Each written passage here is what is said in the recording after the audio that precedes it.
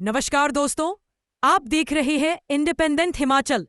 ऐसी ही सटीक और भरोसेमंद जानकारी के लिए चैनल को सब्सक्राइब करें और चलिए शुरू करते हैं आज का वीडियो। कांगड़ा जिले में पर्यटन को नई ऊंचाइयां देने के लिए प्रदेश सरकार ने कांगड़ा वैली कार्निवल को आधिकारिक रूप से सरकारी दर्जा दे दिया है। मंगलवार को सरकार ने इसकी अधिसूचना जारी कर दी। अब यह उत्सव हर साल एक निश्चित तिथि यानी 24 से 31 दिसंबर तक पुलिस मैदान धर्मशाला में होगा। इस बार 24 दिसंबर से उत्सव का आगाज होगा। पहले इस कार्निवल का आयोजन जिला प्रशासन अपने स्तर पर करता था, जिससे अक्सर बजट की किल्लत रहती थी। आयोजन की तारीखें भी सितंबर से नवंबर के बीच बदलती रहती थी। सरकारी दर्जा मिलने से अब आयोजन के लिए बजट की कोई कमी नहीं होगी। यह कार्निवल अब प्रदेश सरकार के वार्षिक कैलेंडर का स्थायी हिस्सा बन गया है। कांगड़ा को पर्यटन राजधानी बनाने की दिशा में यह एक मील का पत्थर साबित होगा। तो बढ़ते हैं अगली अपडेट की तरफ। केंद्र सरकार ने कहा है कि हिमाचल प्रदेश के पानवाटा साहिब में यमुना नदी के प्रदूषण को कम करने के लिए शुरू की गई परियोजना पूरी हो चुकी है। अब इसका नियमित संचालन राज्य सरकार कर रही है। केंद्रीय जल शक्ति राज्य मंत्री राजभूषण चौधरी ने मंगलवार को यह जानकारी संसद में राज्यसभा सांसद डॉक्टर सिकंदर कुमार के सवाल के जवाब में दी। केंद्रीय मंत्री ने बताया कि पावाटा साहिब में यमुना नदी में गिरने वाले गंदे पानी को रोकने और उसका उपचार करने के लिए 11.57 करोड़ रुपए की लागत से इंटरसेप्शन और डाइवर्जन प्रणाली तथा 1.72 MLD क्षमता का सीवरेज ट्रीटमेंट प्लांट लगाया गया है। यह परियोजना पूरी हो चुकी है और इसका संचालन हिमाचल प्रदेश सरकार के सिंचाई एवं जन स्वास्थ्य विभाग द्वारा किया जा रहा है। इससे यमुना नदी की जल गुणवत्ता में सुधार आने की उम्मीद है। तो बढ़ते हैं अगली अपडेट की तरफ। कोटखाई उपमंडल की गुम्मा से बागी सड़क पर खलटू नाला में एक महिला से नेपाल मूल के व्यक्ति ने छीना झपटी का प्रयास किया। महिला ने बचने की कोशिश की और शोर मचाया तो आरोपी व्यक्ति ने उसे मुंह सहित अन्य अंगों पर काटकर गंभीर रूप से जख्मी कर दिया। महिला के चिल्लाने की आवाज सुनकर लोग मौके की ओर दौड़े। आरोपी ने मौके से भागने का प्रयास किया, लेकिन लोगों ने उसे पकड़ लिया। तो बढ़ते हैं अगली अपडेट की तरफ। मनाली घूमने आई पश्चिम बंगाल की 61 वर्षीय पर्यटक की मौत हो गई है। तबीयत बिगड़ने के बाद उसे उपचार के लिए सिविल अस्पताल मनाली में लाया गया था। महिला मोनिका बाइन पत्नी रंजीत बाइन निवासी देवोग्राम, थाना गगनापुर, तहसील रानाघाट, जिला नदिया, पश्चिम बंगाल, अपने बेटे मोनूजीत बाइन, बहू विदिशा बाइन और पोते मैथ्यू के साथ 14 दिसंबर को मनाली घूमने आई थी। यह सभी अलियू के एक होटल में रुके। आधी रात बुजुर्ग महिला की तबीयत बिगड़ गई। इसके बाद वो दवाई खाकर सो गई। कुछ समय बाद परिजन उसे सिविल अस्पताल मनाली में लाए, जहां डॉक्टर ने उसे मृत घोषित किया। इस संबंध में एसपी मदन लाल कौशल ने कहा कि परिजनों ने बुजुर्ग महिला की मौत पर किसी तरह का संदेह नहीं जताया है। तो बढ़ते हैं अगली अपडेट की तरफ। प्रदेश कांग्रेस अध्यक्ष विनय कुमार ने कहा है कि नेशनल हेराल्ड मामले में सत्य की जीत हुई। मोदी सरकार की बदनीयत और गैर कानूनी तरीके से की गई कार्रवाई पूरी तरह से बेनकाब हो गई है।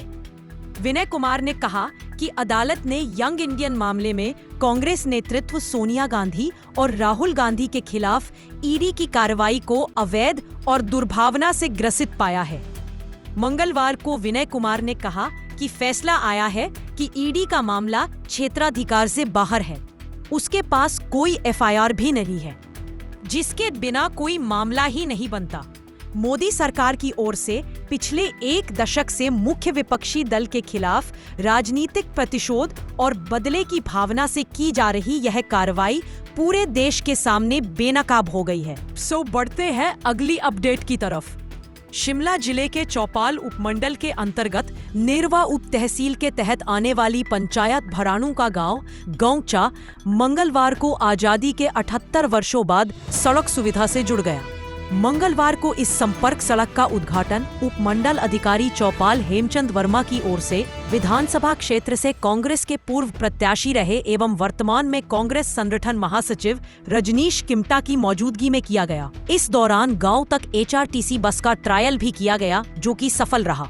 एसडीएम ने चारवाधार से गौचा के लिए बस को हरी झंडी दिखाकर रवाना किया। सड़क के बनने और बस की सुविधा मिलने से गौचा के अतिरिक्त आसपास गांवों के लोगों को भी लाभ मिलेगा। हालांकि इस सड़क का निर्माण कार्य बरसात के दौरान पूरा हो चुका था, लेकिन अब इसका औपचारिक शुभारंभ कर दिया गया है। तो बढ़ते हैं अगली अपडेट की तरफ।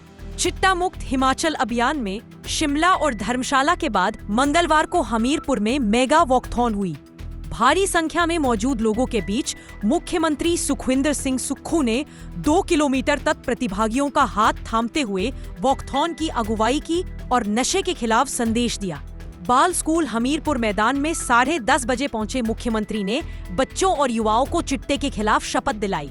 इसके बाद गांधी चौक, मुख्य बाजार और भोटा चौक से होती हुई वॉकथॉन पुलिस लाइन मैदान दूसलका तक गई।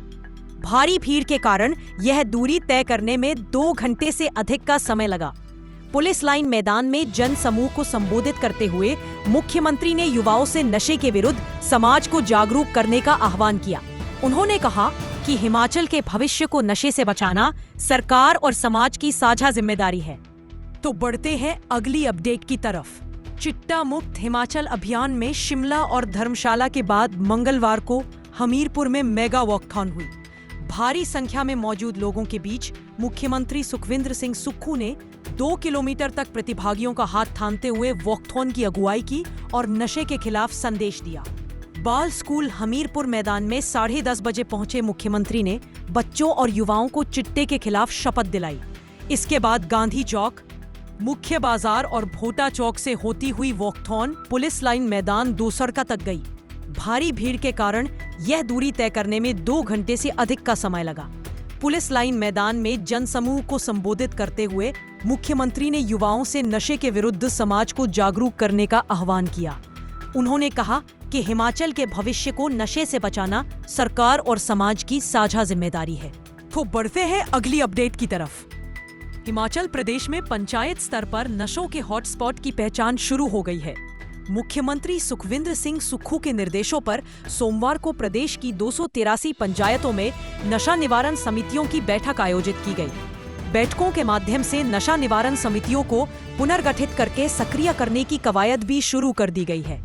पहले चरण में प्रदेश की 283 अत्यधिक नशा प्रभावित पंचायतों में नशा निवारण समितियों की बैठकें आयोजित की गई। बैठकों में नशा तस्करी से संबंधित स्थानीय सूचनाओं की समीक्षा की गई, नशों के खिलाफ जागरूकता अभियानों की रूपरेखा पर चर्चा की गई तथा आगामी रणनीतियों पर विचार विमर्श किया गया। तो बढ़ते हैं अगली अपडेट की तरफ। विजिलेंस ने एक व्यक्ति से रोड क्लियर करने की एवज में 50,000 रुपए रिश्वत लेते हुए वन रक्षक को गिरफ्तार किया है। विजिलेंस आरोपी को आज सोलन अदालत में पेश करेगी।